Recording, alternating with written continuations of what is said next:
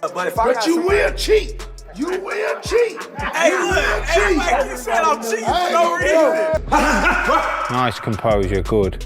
Two underneath when he leans on you. Don't give him time. That's it. Come on. Terence Crawford visited Anthony Joshua's training camp ahead of the Jake Paul fight, generating excitement in the boxing community. Crawford observed Joshua's sessions closely, highlighting the seriousness of Joshua's preparations. Bringing in a top-tier fighter adds extra intensity and focus as fight night draws near. Good.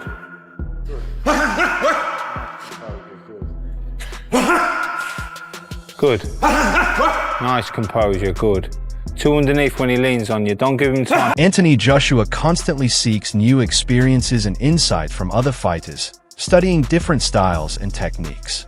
He uses what he learns to refine his own approach, helping him grow stronger and more well-rounded with each training camp. A happy fighter is a good fighter, and each individual, uses different things and finds out different ways to keep them occupied and keep them happy.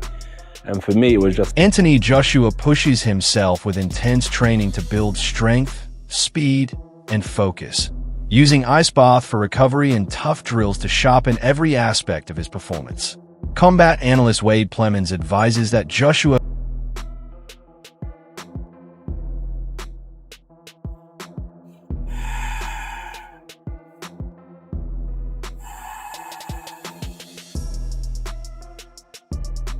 approach the Jake Paul fight decisively.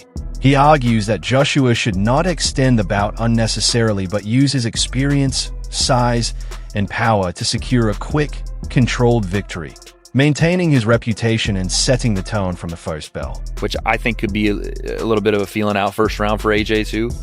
Then Jake wins to me. And I know that sounds like, oh, but it's true, bro. AJ shouldn't be going rounds with Jake. He just shouldn't. That's a two-time world champion. You know what I'm saying? Olympic gold medalist, gold medalist, two-time world champion. You shouldn't be going rounds with Jake. Jake hasn't fought anybody in, I don't know where they currently rank Tommy Fury, but he hasn't fought anybody in the top 50 in any weight division he's participated in. Mm-hmm. So if that guy's going 3, 4, 5, 6 rounds with you, cooked. But I think if you're putting money on it, I would say AJ round 3 maybe. Yeah, I'd say, yeah. 2 or 3. 2 or 3. Everybody's kind of jumping on the AJ round 2. And I'm like, Jake's tough. Could he use his feet for a little bit longer than people imagine? Is it going to be tougher for AJ to land on him early? Maybe. But I think at a certain point, the cat corrals the mouse a little bit. But we'll see, dude. Who knows? Jake's got some good guys in camp. He brought in Lawrence Okoli. Mm-hmm. Big Lawrence Okoli now too. Did you see him? I remember being in Dubai 3 years ago. Do you remember 3 years ago when we were commentated for Deji vs Merva? Yeah. And funny enough, from that fight week, Jake Paul went and hung out, went shooting of AJ. Yeah. I think laser tag of AJ. Yeah. 3 years ago on the same week. Wild. That entire week now is coming to full fruition. It was here in Dubai. It was Jake on commentary. First time I had met Jake, talking shit to Tommy Fury. Lawrence Okoli was on commentary with me, and I was like, how are you a cruiserweight? Because at that time, he was still a cruiserweight, and I was like, how the fuck are you a cruiserweight? You're massive. And sure enough, now he's 265-pound heavyweight. He's way too big, by the way. But, he's got Lawrence in camp. He's got Jared Anderson in camp. Anthony Joshua's camp for the Jake Paul fight takes a different approach from his usual routines. Known for structured training and controlled sparring, his ramped-up intensity and pace, showing he isn't underestimating his opponent. Joshua revealed his weight at around 110 kilograms, 243 pounds, having cut roughly 20 pounds for the fight. Analysts note that dropping weight at this stage of his career can affect strength, recovery, and overall performance. The adjustment aims to improve speed while maintaining enough power to stay dangerous in the ring, striking a balance between agility and the physical presence he's built his career on. Mentally, you're still living life as normal. You're not restricting yourself that much. If you're eating 2 pieces of chicken, maybe you just eat a piece of... You see what I mean? You're not going to the extreme to try and actually dehydrate yourself or anything like that. It's very different than having to actually hit a specific weight, all right? And to do that, in a relatively short space of time, because this fight's, you know, not that long has it been announced, and it's not that long until the fight's only 2 weeks away. Eddie Hearn was talking about AJ weighing 265 a couple of days ago. So you're thinking, okay, 20 pounds in what, 3 weeks? That's not ideal for someone who, again, is in their mid to late 30s, a year in activity, and crucially has never had to hit a specific weight throughout the course of his career. Never had to do it. All right. So it did have me kind of worrying a little bit and thinking, is this a miscalculation, accepting that? Because in terms of him fighting Jake Paul, he's going to win. I mean, there's no ifs about it. He's going to win this fight. It's pretty much a given. All right. But it did have me wondering. Now, AJ, as I said, he took to his social media accounts to show that he's currently weighing 110.6 kg, which is around about 243 US pounds. So that's well under the weight limit. So a lot of people are saying, slam dunk, it's done. Well, I got a few questions on that, because you do have to ask these questions. You're talking about Anthony Joshua, who over the course of the last, 3 years has been solid in the 250s. Hasn't weighed sub 240 or sub 250 since he fought Usyk 3 years ago. And bear in mind, he would have went into camp fully intending to be mobile, speed. He would have spent 3, maybe 4 months working on, what's an ideal weight for that, working on this, that, and the other. So it's not like, a crash diet for the Usyk fight or anything like that. And AJ is someone who loves the resistance training. That seems to be the main thing that he does. And outside of camp, he probably would have thought he was fighting Cassius Chaney, which is the name. Former champion Carl Fruck sees Joshua's fight with Jake Paul as a sensible move.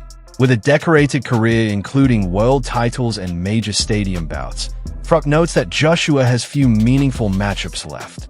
The fight offers a significant payday and global attention, while keeping the possibility open for a later bout with Tyson Fury. Fruck frames the decision as a smart business move, emphasizing that at this stage, Joshua's choices balance financial opportunity with entertainment rather than legacy. And for me, he's found his limit now, found his level. So now he needs to look at his health and look at what he's got after boxing.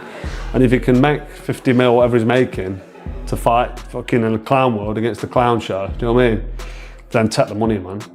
Yeah. Take it and go and live your life. I can't see AJ fighting for a world title again. I don't know who he fights and who he would beat and how he would get that desire back to become a world champion. But Eddie Hearn's got to sell it and try and say AJ's going to be world champ again. 3-time world champ, but I'm not buying into that bullshit. I think AJ's had a great career. He's done massive things for professional boxing, and now he's at the end of his career and he's cashing out. And who can blame him? I'd do exactly the same at the end of my career. I'd fight fucking Jake Paul for mega money and then drop the mic and then go home. Do you know what I mean? So I'm not going to knock him for doing it. As much as you say that his career is maybe done after this, he has obviously made the jump, left Ben Davison, gone to Usyk. Do you think that could maybe reignite a flame in AJ? Maybe change something that you might not believe is there at the moment? No, it's too old. Too old. I've been 36, 37 years old, but I've never had 150 million quid in the bank. Do you know what I mean? And I think the combination of his age, the fact that he's been flattened a couple of times, and now he's making mega money. Why is he going to try and become a world champion again? He's got to train for 10 weeks and spar really hard sparring. And then he's got to get in the ring on Fight Night with 10-ounce gloves against somebody like Dubois, or he's not going to fight Usyk again. Maybe he sticks around and fights Tyson Fury, because that's another commercial mega fight, which is actually fighting somebody who's on the same level. Former cruiserweight champion Johnny Nelson offers a cautionary perspective on Jake Paul's matchup with Joshua.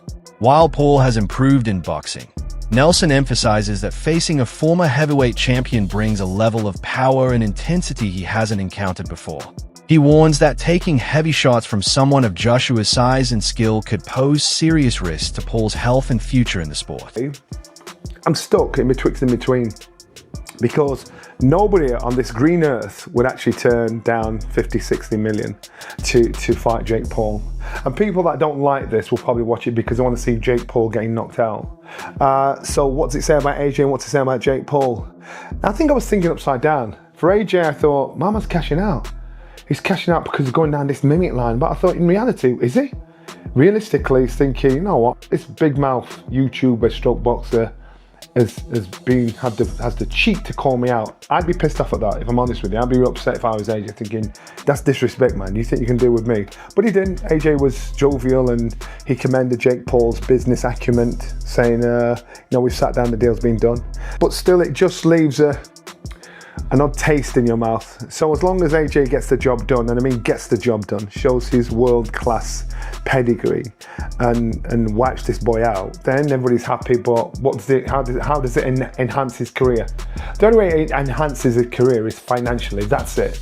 No other way. There's no props from beating Jake Paul, apart from saying, thank God you shut him up. For Jake Paul now, I got to give this boy props, because he now has our attention and the whole world is talking about Jake Paul. I want to say a big thanks to our sponsors, Bet Goodwin, for supporting That Boxing Show. Now, if you're interested in having a little flutter, or as I call it after my dad, Benji's Bets, Bet Goodwin's the place to be. Check out Bet Goodwin using the QR code on the screen.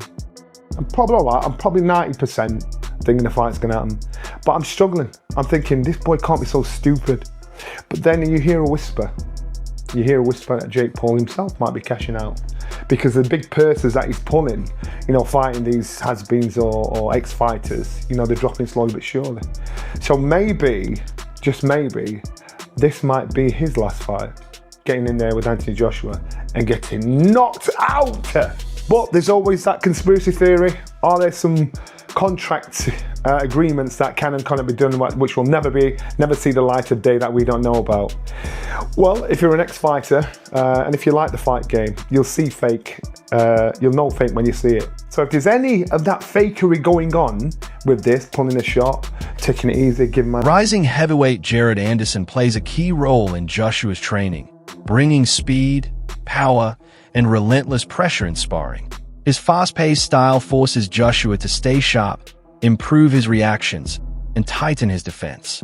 Sparring with Anderson helps Joshua refine timing and reflexes, building the confidence needed to handle any challenges Jake Paul might present in the ring. Being dwarfed by these way bigger heavyweights like Jared Anderson, Frank Sanchez, and Lawrence Okolie. Okolie is like 6'4.5", 6'5", and these guys are like 6'3", 6'4", probably. So now Jake Paul is the one that's smaller. So first of all, I will give credit to Jake Paul.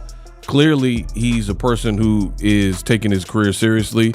These are quality sparring. I mean, a real boxer, because people say he's not a real boxer, but a real boxer would be using the same guys in their sparring camp. In fact, I just told you Joshua used Lawrence Okolie. I don't know if he sparred with Anderson or Frank Sanchez, but these are all regular ranked heavyweights. So credit to Jake Paul for that. And I mean, he's gonna need it. Joshua is a different breed to, like, a Mike Perry when it comes to boxing. Different frame, different size. In case you didn't believe me, right? Jake Paul, this is what MVP Promotions posted. So Jake Paul top sparring, right? Heavyweights. And here's some pictures of Joshua with Lawrence Okolie. And again, Joshua, a big dude, but you see Lawrence Okolie, and he probably was cruiserweight back then. I mean, I don't know exactly when this picture was taken, but he's only like an inch shorter than Anthony Joshua. And now, as he's moved up to the full heavyweight, he has filled out more. You see, he looks even bigger than when he was a cruiserweight. Now, I gotta research it, but I want to say I thought Lawrence Okolie was injured, but again, I'm not his doctor. Anthony Joshua criticized Francis Ngannou for turning down a fight with Jake Paul, calling it a questionable financial move. Joshua noted that such opportunities are rare, especially for fighters not yet established in boxing. Former UFC star Chael Sonnen agreed, highlighting the significant payday and exposure that comes with facing Jake Paul, which most outsiders in combat sports rarely encounter. Ngannou does not take the fight against Jake Paul. Anthony Joshua takes the fight against Jake Paul. Anthony Joshua at the press conference gets asked his opinion of Francis not taking the fight against Jake Paul. And Joshua's like, he's an idiot.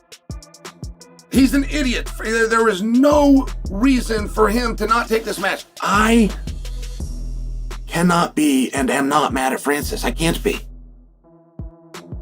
Like rules would preclude me from being upset with Francis. I'm not a big Francis fan. Francis fan. I'm not a Francis supporter.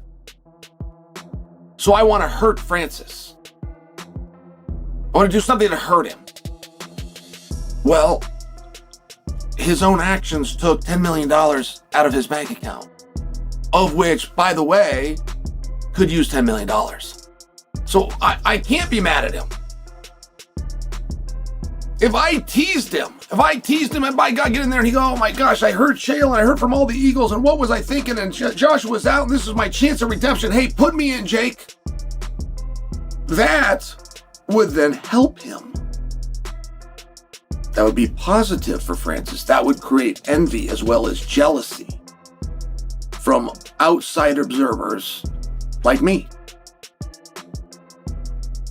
But I will tell you, trying to break down and understand how we got to this conclusion is mind-boggling. You ever met a writer? Your whole life, have you ever met a writer? Maybe went to college for it and they're a writer. Do you want to know the hardest thing in the world that person's going to have to do to make money?